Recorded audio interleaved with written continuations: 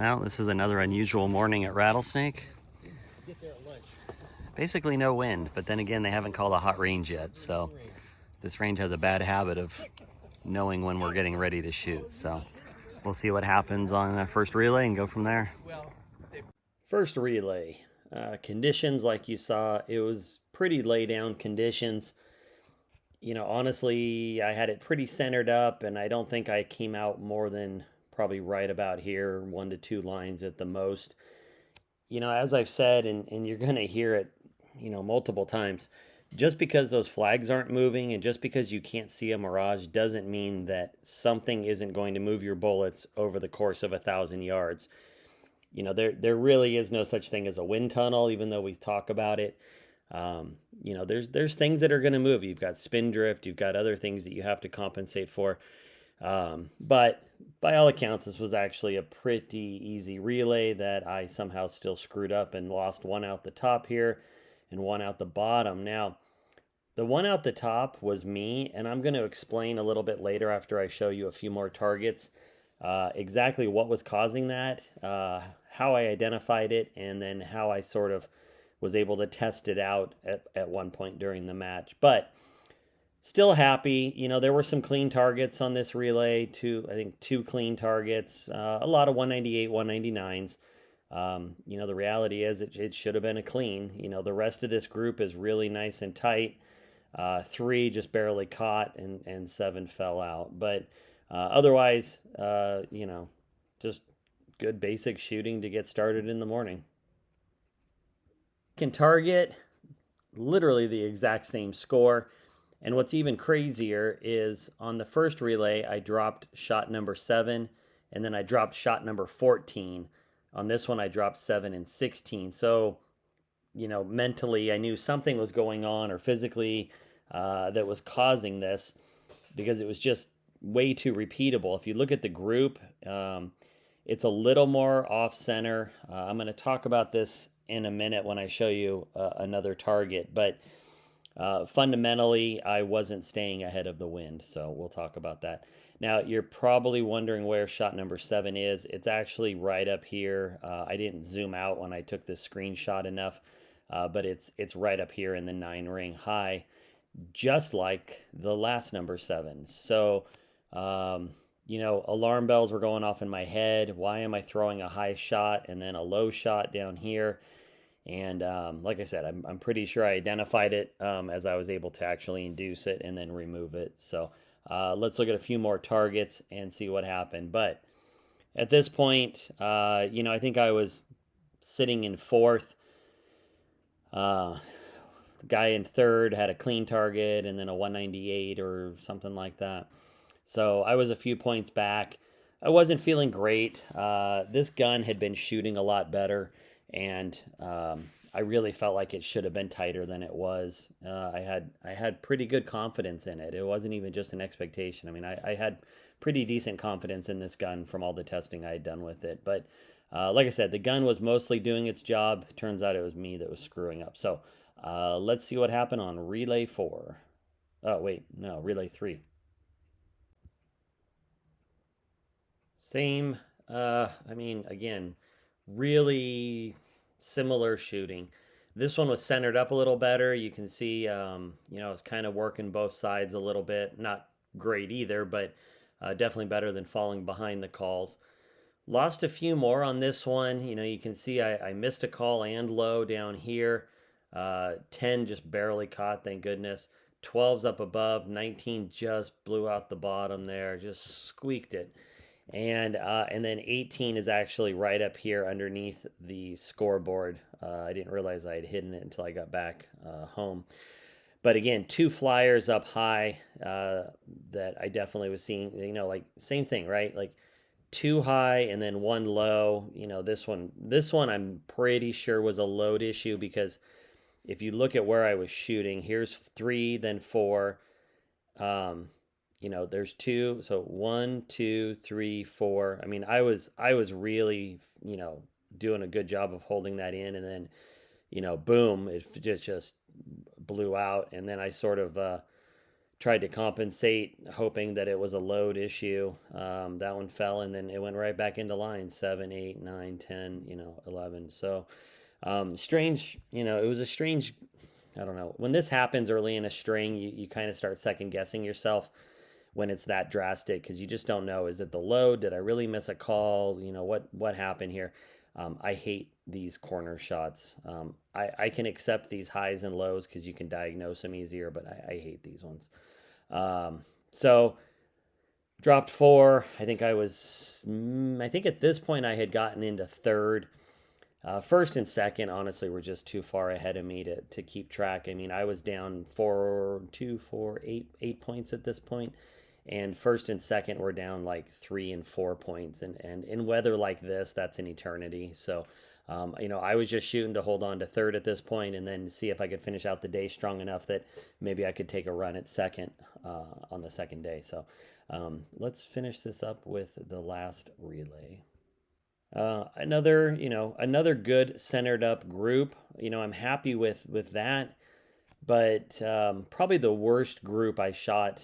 You're going to see a worse score, but this one I just shot really poorly. Missed a call way out here, which was, I don't know what happened because you can see here's 17, and then like here's 15, then 16. So I'm on this side of the target. 17 ekes over a little bit, and I know I was holding out and had some wind in the gun. I don't know how 19 caught out there because then, or 18 caught out there because then we had 19 and 20 that were fine. So, I really missed something, or it was just a gust that I had no way of being able to see because I felt like I was really in control of my center line here. So 18 sucks, 5 leaks out. That's always a bummer. And then these, I don't know what was happening, to be honest. Um, I don't know. I was in some weird holds. Things were switching. I probably didn't do a great job of kind of mental focus in terms of not playing both sides of the target, which means I started off on this side of the target, and by the end of the string, I was on this side of the target. And I hate switching over. I probably should have been more patient and waited for it to all come back. But I ended up running back and forth on each side, and that always, it gets risky when you're doing that, and it's not great. But either way, these were weird shots, and I just don't know what to attribute them to, other than I'm probably more likely to say that it was shooter error than load error. Um, Clearly, something must have been going on where I don't know, must have been doing something. So 6 down wasn't great on the fourth relay. This was the last one of the day. The only upside is that it still held me in third place, and I think I finished the day up on fourth place by 8 points, which was a lot of points given the weather. So I went into the end of the night feeling pretty good about it. First and second again were just miles ahead of me. I was sort of in third, kind of isolated, and then fourth and fifth were pretty close. I think fourth, fifth, and sixth were actually really close to each other, but 8 to 12 points behind me. So I had a little bit of room to play with on Sunday. I knew it was going to take a miracle to advance up. It's kind of a crappy way to go into a second day. But it did give me some advantages in terms of being able to see if I could figure out where some of this vertical might be coming at. So let's take a look and see what the next day brings here. The best reasons that I just love going out to these matches.